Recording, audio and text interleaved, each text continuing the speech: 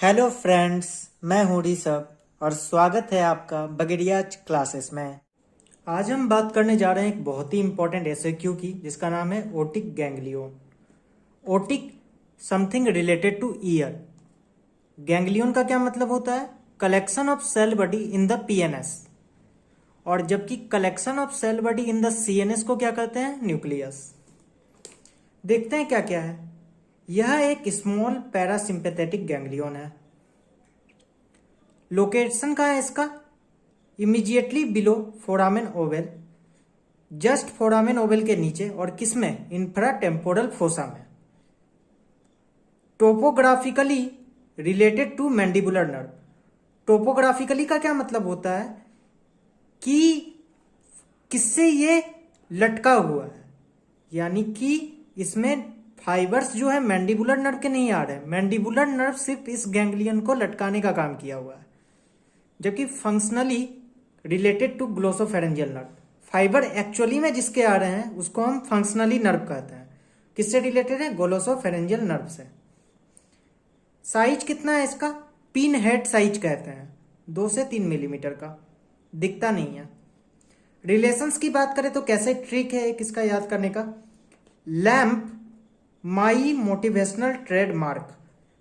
माई motivational trademark क्या है? Lamp. तो एल से क्या हुआ? लैटरल, ए से एंटेरियर, एम से मीडियल, पी से posterior. My motivational trademark, mandibular nerve, medial pterygoid muscle, tensor palatini muscle, middle meningeal artery. अब बात करते हैं रूट्स और कनेक्शन की। सबसे इंपॉर्टेंट है पैरासिम्पैथेटिक सप्लाई या सिक्रेटोमोटर सप्लाई टू पैरोटिड ग्लैंड। इसका एक ट्रिक है याद करने का। बायोकेमिस्ट्री में तुम लोग पढ़ोगे इंपेयर्ड ग्लूकोज टॉलरेंस टेस्ट, इसको शॉर्ट फॉर्म में कहेंगे आईजीटीटी। तो ट्रिक क्या हो गया? आईजीटीटी लोआ। तो आई से क्या हो गया? Inferior salivatory nucleus. जी से क्या हो गया? Glossopharyngeal nerve. टी से क्या हो गया? टिम्पैनिक ब्रांच, जिसको हम दूसरे शब्द में क्या कहते हैं? जैकब्सन्स नर्व। लोआ। एल से क्या हो गया? Laser petrosal nerve. ओ से क्या हो गया? Otic ganglion. ए से क्या हो गया? Auriculo temporal nerve. और अल्टीमेटली किसको सप्लाई कर देगा? पैरोटिड ग्लैंड को। कैसा सिक्रेटोमोटर सप्लाई है? वाटरी सिक्रेशन आएगा। ये एक इंपॉर्टेंट बात है। अब इसमें और इंपॉर्टेंट बात क्या है? न्यूक्लियस से गैंग्लियन तक जो फाइबर होते हैं उन्हें हम प्री गैंग्लियोनिक फाइबर कहते हैं। और गैंग्लियन से जो रिले होकर फाइबर निकले हैं उन्हें हम क्या कहते हैं? Post ganglionic fibre. एक और इंपॉर्टेंट बात याद रखना कि सिंपैथेटिक फाइबर जो पैरोटिड ग्लैंड को सप्लाई कर रहे होते हैं वो ओटिक गैंग्लियन से होके तो जाते हैं पर वहां रिले नहीं करते हैं। यानी कि post ganglionic fiber otic ganglion का तो नहीं होगा, only pass through via otic ganglion in its route. Pre ganglionic fiber जो सिंपैथेटिक फाइबर के होते हैं वो कहां से अराइज होते हैं? T1 T2 स्पाइनल सेगमेंट से। और पोस्ट गैंग्लियोनिक फाइबर इसके कहां से आते हैं? सुपीरियर सर्वाइकल सिंपैथेटिक गैंग्लियन से। बस इतना याद रखना है। और सिंपैथेटिक सप्लाई का फंक्शन क्या है? ये एक वैसोमोटर इन नेचर होता है, साथ ही साथ थिक सलाइवरी सिक्रेशन की प्रोड्यूस करता है। ओटिक गैंग्लियन का क्वेश्चन आ जाए तो ये डायग्राम तुम्हें बनाना है। अभी भले ही ये डिफिकल्ट लग रहा होगा, अभी मैं एक्सप्लेन करूंगा तो ये हल्का हो जाएगा। ये देखो, ये जो सेक्शन लिया गया है ये ब्रेन स्टेम का सेक्शन है, ठीक है। Midbrain, pons, medulla. तो यहां से क्या निकला? मेडुला में क्या है तुम्हारा? Inferior salivary nucleus. यहां से क्या निकला? Glossopharyngeal nerve. ग्लोसोफेरेंजियल नर्व से क्या निकल जाएगा? Tympanic branch of glossopharyngeal nerve, जिसको हम जैकब्सन्स नर्व भी कह रहे हैं। ये कहा गया? टिम्पैनिक प्लेक्सस में। और टिम्पैनिक प्लेक्सस से क्या निकलेगा तुम्हारा? Lesser petrosal nerve. Lesser petrosal nerve कहा जाएगा? ओटिक गैंग्लियन में। ओटिक गैंग्लियन जो है किससे लटका हुआ है? मैंडिबुलर नर्व से। और यहां से ओटिक गैंग्लियन से क्या आएगा? Auriculo temporal nerve. Auriculo temporal nerve कहां सप्लाई कर देगा? पैरोटिड ग्लैंड में। तो आईटीटी लोआ बस याद रखना है। इस तरह से भी याद रख सकते हो, जो दूसरा टी था वो कहां चला गया? टिम्पैनिक प्लेक्सस में। अब देखो सिंपैथेटिक सप्लाई कहां से आ रहा है? T1 स्पाइनल सेगमेंट से।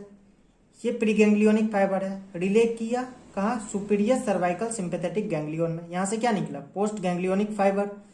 और ये जो पोस्ट गैंग्लियोनिक फाइबर होता है ये किसमें वाइंड अप किया हुआ रहता है? किसी ना किसी आर्टरी पे। यहाँ किसमें है? मिडिल मेनिंजियल आर्टरी में।